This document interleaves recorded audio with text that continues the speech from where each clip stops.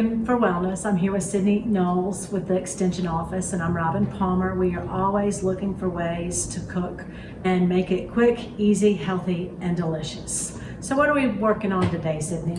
We are going to be talking about nuts today. So nuts are a really great snack. We also have some nut butters too that you could use to make in a sandwich. You could add them to stir fries, things like that. So we've got a couple different things to show you here. First, we have some different types of nuts. So these are the lightly salted. Best option would be to buy the raw that don't have any salt added at all. And truly, I've started doing that, particularly with almonds. I just buy the whole almonds. And the same with the cashews, and you really get used to the no salt. You get the fiber and the filling and the goodness of the nut without the salt. And this may sound weird, but to me, when I eat whole raw almonds, not the kind that typically have salt added and stuff like that, but they're more raw, I think they have almost a cherry cola flavor, which sounds so strange. Never. But I will think of that next time. I do. I just taste it when I'm eating a really fresh almond that doesn't have anything else added. It has this different flavor to me that's really good. So I love that. Try it out. See what you think. Yeah, when I'm eating nuts and fruits and vegetables and greens and whole grains, it just makes me feel great. It's like a burst of goodness in my mouth. So that's what we're hoping to share with you. Hoping you will try some of these things for a healthier option. So nuts are a great snack option as well. And we just wanted to talk about the portion size. So for one, you could use the palm of your hand. This would be, you want about 1/4 of a cup. Yeah, big hand talker. Put it right in the middle of Here's your 1/4 hand. of a cup. Yeah. You can see how many nuts that is. This is about 1 ounce. So you want to eat about 1 ounce when you are snacking on nuts, just because nuts are higher in fat. Now they're the healthy fats that are good for us, but we can overeat on nuts. Same thing as potato chips. If you've got a bag of potato chips sitting in front of you, a container of nuts sitting in front of you, you could easily overeat those. So we just want to be mindful about how much we're eating, and this is one way to help you is focus on eating 1 ounce, which is the palm of your hand, 1/4 of a cup. A shot glass is another visual we give you.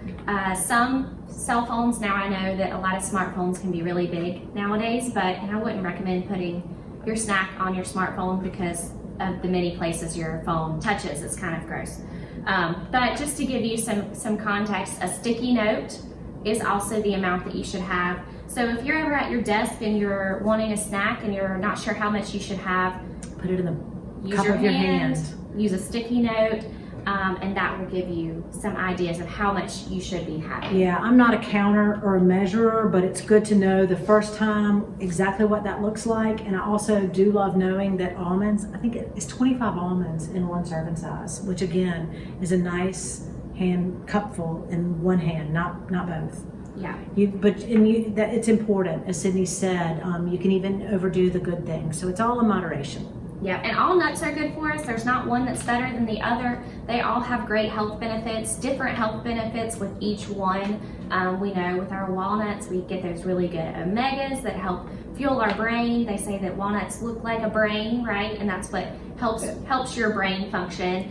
So we've got a lot of different health benefits from different nuts, which is so important. And for me, I like the less oily. I think a peanut is oilier, and an almond is less oily. But again, I have a whole array of nuts in my I just buy the mixed. A lot of times we just get the mixed nuts so that we get a variety. And truth be told, if you get used to less salt or want less salt, you can really put these in a paper towel and sort of rub them off.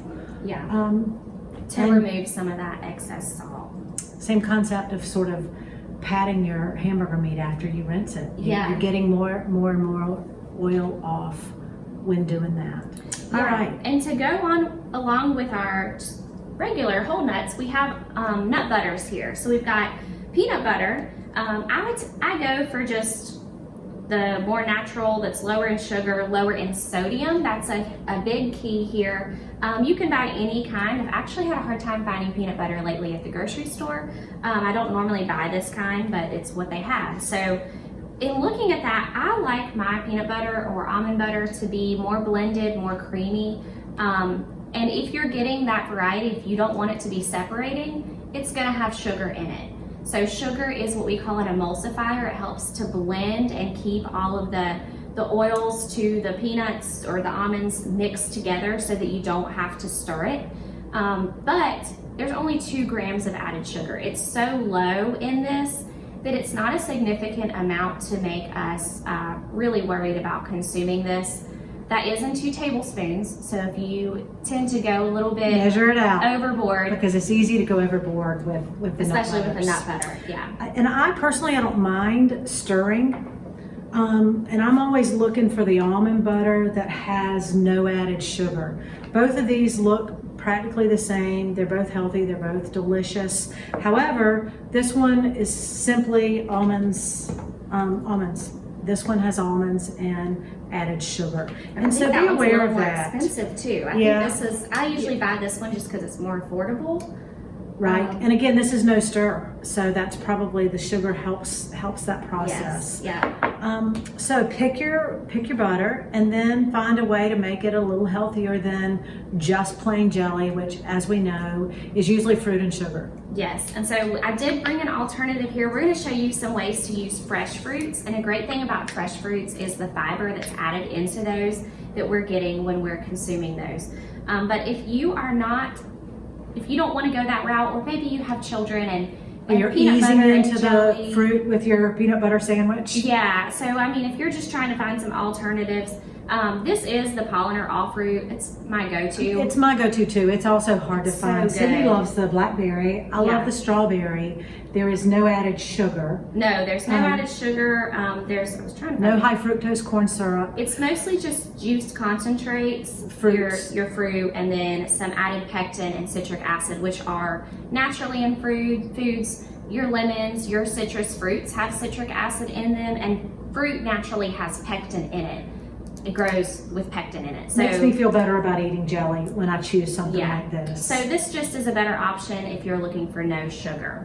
So we're gonna make 2 different sandwiches here using I'll stir just fresh- because I want my to mix. Yes.